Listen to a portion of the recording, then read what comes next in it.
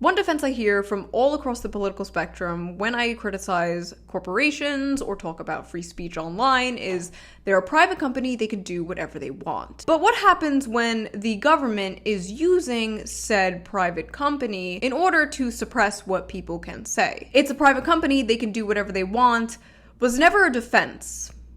It was a threat.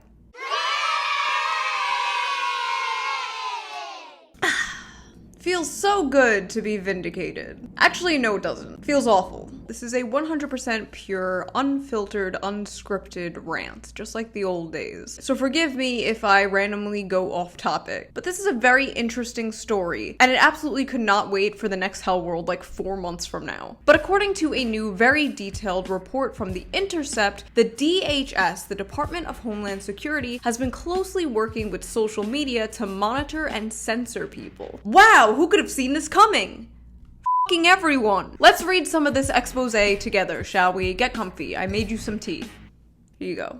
The Department of Homeland Security is quietly broadening its effort to curb speech it considers dangerous. Years of internal DHS memos, emails, and documents obtained via leaks and an ongoing lawsuit, as well as public documents, illustrate an expansive effort by the agency to influence tech platforms. Behind closed doors and through pressure on private platforms, the US government has used its power to try and shape online discourse. Ah yes, the government and corpos. Two of a thing I hate. Working together.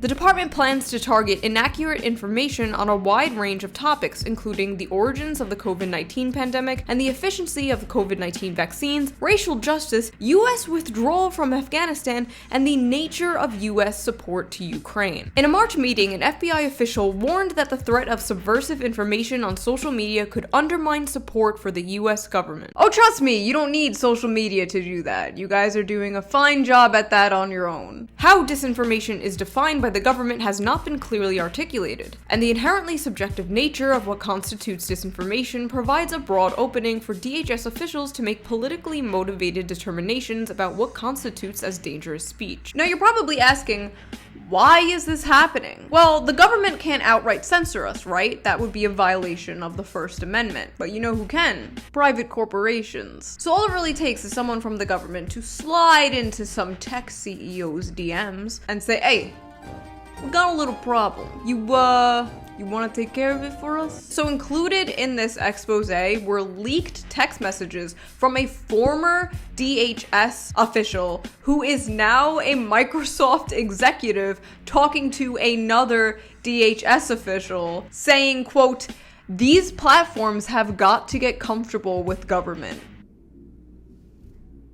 Yikes. JP Morgan Chase stressed that we need a media infrastructure that is held accountable. The banks? The f***ing banks? Everybody stop posting your opinions. The banks are mad. There is also a formalized process for government officials to directly flag content on Facebook or Instagram and request that it be throttled or suppressed through a special Facebook portal that requires a government or law enforcement email to use. Okay.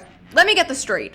The feds are monitoring Facebook and Instagram? What the hell could possibly be going on Instagram? The feds are reading your simp replies. The feds have seen you call me mommy. The challenge is particularly acute in marginalized communities, which are often the targets of false or misleading information. Oh, you hear that, black and brown people? You're particularly being monitored by the FBI. But don't worry, it's for your own good. You're just too stupid to come up with your own conclusions. You need the government to do it for you. You need the government and corporations to step in and control what and what you cannot say. Silly minority. The counter-disinformation effort began in 2018, following a high-profile hacking incident of US firms, when Congress passed and President Donald Trump signed the Cybersecurity and Infrastructure Security Agency Act.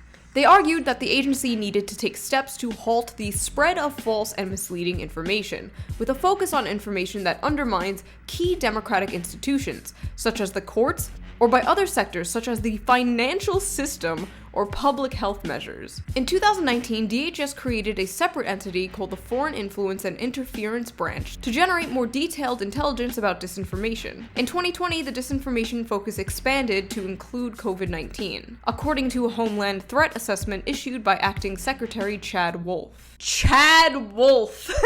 This apparently started during the Trump administration and continued into the Biden administration. So this is not even a left versus right thing. This is once again an us versus them thing. But it will no doubt once again be turned into a left versus right thing because the two-party system and its consequences have been a disaster for the American race. Sorry, it appears I have already popped off. In 2004, DHS officials faced pressure from the George W. Bush administration to heighten the national threat level for terrorism, in a bid to influence voters prior to the election. According to former DHS Secretary Tom Ridge, U.S. officials have routinely lied about an array of issues, from the causes of its wars in Vietnam and Iraq, to their more recent around the role of National Institutes of Health in funding the Wuhan Institute of Virology's coronavirus research. Now, for those of you who don't know, the DHS was literally created in response to 9/11. So now, instead of going after Muslims, they're going after you for posting things that will be mainstream headlines in 6 months. Basically, this is their new war on terror,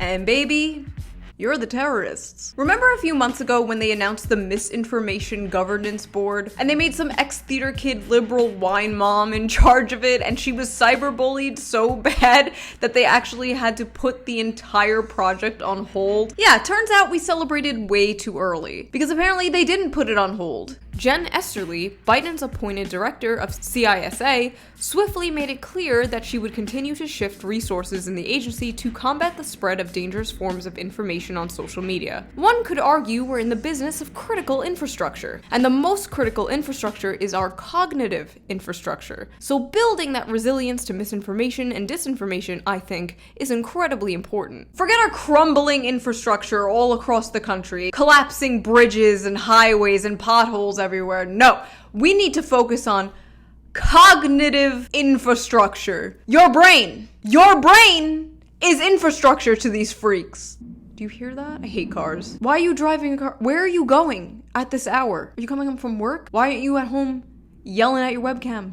Cars. Where's my high-speed rail? In June, the same DHS Advisory Committee of CISA, which includes Twitter head of legal policy, trust and safety, Vijaya Gadde, God, I'm so white, and University of Washington professor Kate Starbird, drafted a report to the CISA director calling for an expansive role for the agency in shaping the information ecosystem. Facebook and Twitter accounts flagged by the DHS or its partners as dangerous forms of disinformation or potentially foreign influence were clearly parody accounts or accounts with virtually no followers or influence. So when this topic comes up, people always ask me like, well, shoot, misinformation is a very big problem. It's dangerous. Like, what should we do about it? And in a normal, sane world, nothing. To combat misinformation, you would fill the internet with correct information, I suppose. You could probably start by not banishing people to little corners of the internet in echo chambers where they're just surrounded by people who agree with them, where they just all have their potentially wrong facts validated to each other. Hell, I don't even mind those little fact check blurbs that like Twitter has that will show up on people's posts, as long as people aren't being banned or censored. But I have two issues with the fact checking thing. One, it honestly just ruins jokes. Like a few months ago, I made a joke about the Choco Taco being discontinued by the woke mob,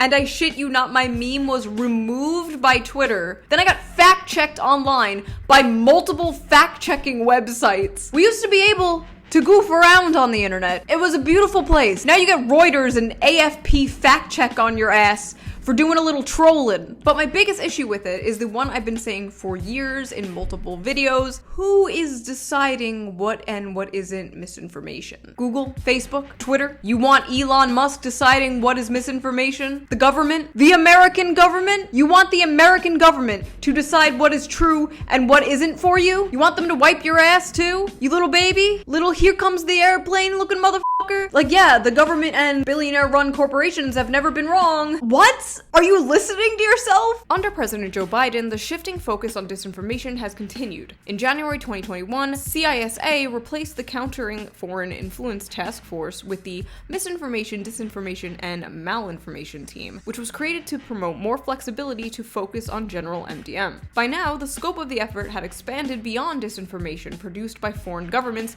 to include domestic versions. The MDM team, according to one CISA official, counters all types of disinformation. Now, some people will see this video and they'll be like, shoo, are you really defending people who post misinformation and hate speech and are toxic online? Yes! Because that's what free speech is. Like Noam Chomsky said, if we don't believe in freedom of expression for people we despise, we don't believe in it at all. You know what's funny? Years ago, during like my peak anti-SJW phase, it wasn't really a phase, like I still am. Like, I hate when people say that. I still think SJWs are very annoying. They're very annoying people, but they're not like the most important issue, but anyway, going on a tangent. During my peak, like, anti-SJW days, I didn't really fully believe in free speech. And as I grew older and moved more left-wing, I also became more pro-free speech. And something I used to say a lot in order to get other liberals and leftists on my side was, what if it happens to you one day? What if they come for you and your opinions one day? And honestly, now, I don't think they have anything to worry about. These people are so cucked now. They don't question anything. I'm blackpilled. I refuse to believe that the people who are defending like the DHS is the same movement as Occupy Wall Street. I'm sorry, these aren't the same. These aren't the same people. I don't know what happened. They're not the same. But I am so happy that two leftists, Ken Klippenstein and Lee Fang, broke this story. I am so happy that this story was broked on a left-wing website. Thank you, Intercept. God bless you, because I don't feel like I'm going insane. For once, this shit can't easily just be brushed off as far-right conspiracy or QAnon shit. Because I don't know. I just think we should probably care that the DHS is using private corporations to censor people. You know, this DHS. But again, they don't really worry about it coming to them. They can't see past this week. It's convenient that it's censoring their enemies. It's convenient it's censoring, you know, anti-vaxxers or whatever the fuck. So yeah, a lot of people are ignoring this, brushing it off. They don't think it's a big deal, or they're even for it. And you know what? Good for them. It must be great. Always conveniently having the good approved opinions. Let's hope that doesn't change. So that was my little rant. I was not waiting for Hell World to put that out there. If you like this video, please subscribe and also consider donating to my Patreon. And if you can't donate to my Patreon, feel free to leave a little tip down there. There's a little tip button now. I didn't know that. Like, all my videos get demonetized. I could have easily been like some makeup guru, but no. I choose instead to cover topics like this. But that's enough about me and what I think. What do you guys think? How do you feel about this? And how would you combat misinformation online? I will see you soon in the next scripted video, so bye!